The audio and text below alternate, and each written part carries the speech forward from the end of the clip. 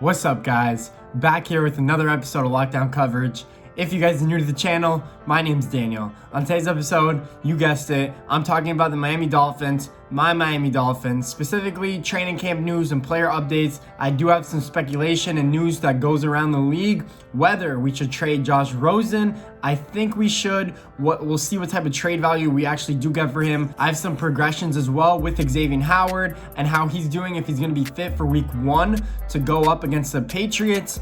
And I have some player development news that I actually want to get to in terms of our wide receivers and what outcome we can anticipate going into the season. So without wasting any more time, let's get to it. But guys, if you like the channel, make sure you subscribe. I will be covering Miami Dolphins stuff all season long. Even during the off season, you can check out my past videos. I've already covered them throughout the whole off season. Now that football's back, I'm gonna be posting way more. So let's get into it. First things first, should the Dolphins actually go for it and trade Josh Rosen? We just traded for him a year ago in the draft for a second-round pick. So we could have ended up getting a great player in return for Josh Rosen, but instead we ended up going with trading for Josh Rosen because we desperately needed a quarterback. We got Ryan Fitzpatrick from the Tampa Bay Buccaneers, and he ended up panning out pretty well. And in the games that Josh Rosen played, he was pretty unsuccessful, and the reasons that people think he was unsuccessful is because his mechanics weren't that good, or his decision making wasn't quick enough for the NFL level, and I think those were his problems in Arizona as well. So I don't think they really got fixed. I think his mechanics and his accuracy are actually a plus for him. I think that's why he was drafted so early. I would have to say that's why he went 10th overall, because of his accuracy and his arm talent. He has elite arm talent and accuracy in my opinion. The only thing is his decision making and awareness in the pocket. Those are the two things I would criticize the most, because his decision making is not quick enough and he doesn't get off his first read and he doesn't know how to read offenses yet. That is why I think he struggles. And then once he's under pressure, because we had such a bad offensive line last year, he had nowhere to go. So he was running for his life last year. Another thing I wanted to mention was that since 2015, even going back to his UCLA days, Josh Rosen has had 7 offensive coordinators.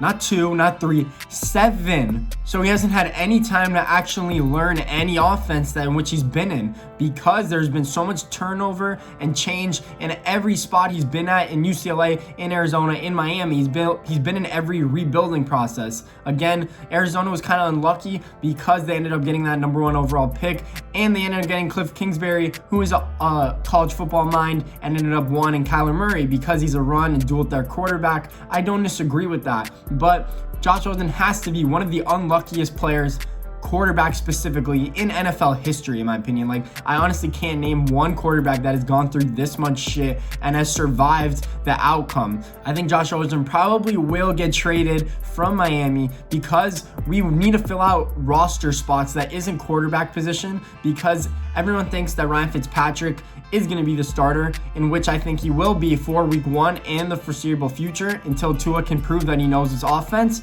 But another thing is that Tua is good and he's healthy.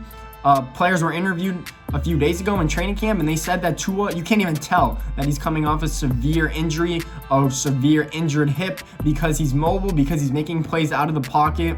That's what you want to hear from players about Tua, and that is why I think we're fielding offers for Josh Rosen. What type of offers, what type of trade compensation can we get for him? I don't think much. So don't be surprised if we trade him for a 6th and a 2022 6th round pick, or a late 4th or 5th round pick this year. Don't anticipate much. He will be a backup whatever team he does get traded to, unless there's severe injury and we end up trading him for a 3rd round pick who overpays, or a team that overpays that need a quarterback. Then maybe we could get decent value for him. But 3rd is asking for a lot. I think a 5th is realistically what we're going to get for Josh Rosen. It kind of sucks that he hasn't been able to progress more during this training camp, because I like the dude. He's a good guy, great quarterback, but he's lacking some things to make him a good franchise quarterback, and what people saw with him coming out of UCLA.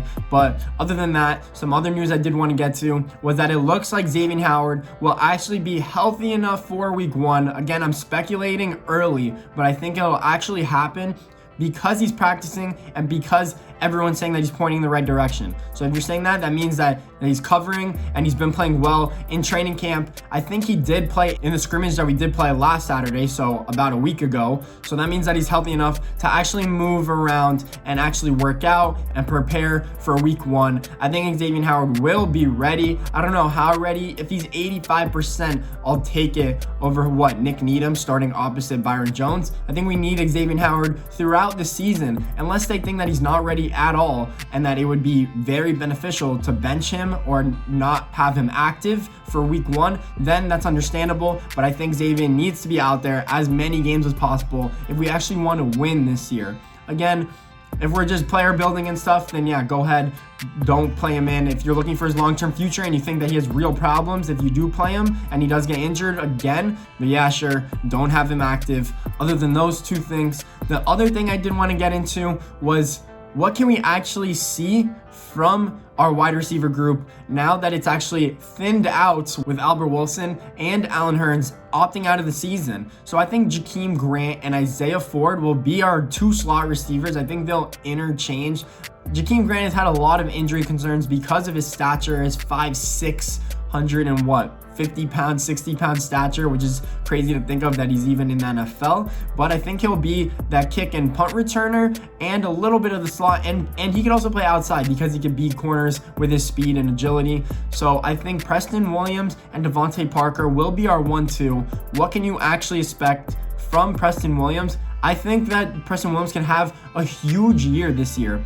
If you look at the stats, and this is fantasy talk, but it matches up. So from week 1 to week 9, Preston Williams and Devontae Parker were virtually the same wide receiver. They had about 450 yards receiving on almost the same receptions, and Preston Williams had more touchdowns at that rate. So I think that Preston Williams can even be better just because he is coming off an ACL tear. I think that in the beginning of the season, he might struggle a little bit because he's only 10 months removed. But if that coaching staff and that wide receiver group gets to unlock Preston Williams' skills as a full player, I think he will be unstoppable in my opinion. We also have Devontae Parker, which if he could even replicate something similar to what he did last year, then he will be again a wide receiver 1 or 2 because he can do things that other guys can't because he's a freak of nature. But these guys have to stay healthy on the field. They both have durability concerns, and Preston Williams, I know, is only 1 season removed off his rookie year, but I think that he needs to prove that he could play a 15-16 game season because it is rigorous. The NFL season takes a lot of toll on your bodies. So Devontae Parker and Preston Williams need to stay healthy for this offense, or else we're screwed, because then we have Jakeem Grant and Isaiah Ford.